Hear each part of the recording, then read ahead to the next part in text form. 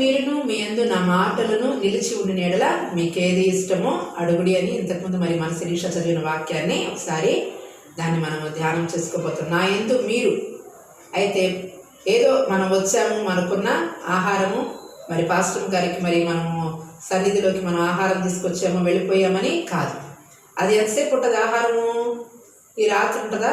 ఈ రాత్రి అంతా ఉంటుంది, రేపు అది అరిగిపోతుంది, కనపడదు. కానీ దేవుడు ఏమంటాడంటే నా యందు మీరుండాలి, మీ యందు నా మాటలు ఉండాలి.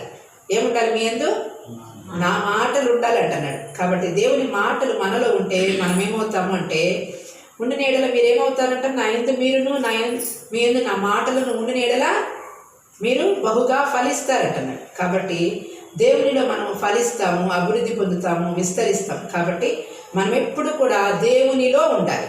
ఎవరిలో ఉండాలి?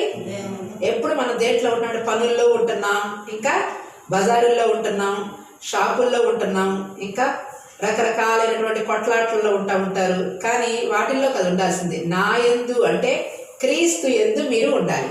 కాబట్టి క్రీస్తు యందు మీరు ఉండాలి. మీలో ఏముండాలంట? ఆయన మాటలు నిలిచి ఉండాలి. నిలిచి ఉండాలంటే ఒకరోజు వచ్చి వింటే సరిపోద్దా? కాదు. ఒకరోజు తింటే సరిపోయిద్దా? లేదు. కాబట్టి ప్రతిరోజు ఆహారం మనం క్రమంగా ఎట్లాగైతే తింటామో దేవుని మాటలను కూడా మనము క్రమముగా వినాలి. కాబట్టి వినటం వల్ల మనకేం కలిగిద్ది అంటే విశ్వాసం కలిగిద్ది. మరి విశ్వాసం ఉందనుకోండి అన్నీ మనయే. అర్థమైందా? కాబట్టి మన విశ్వాసాన్ని పొందుకోవటం కోసము దేవుడి సన్నిధిలోనికి రావాలి. మరి దేవుడి మాటలు దీవించును గాక. ఆమేన్.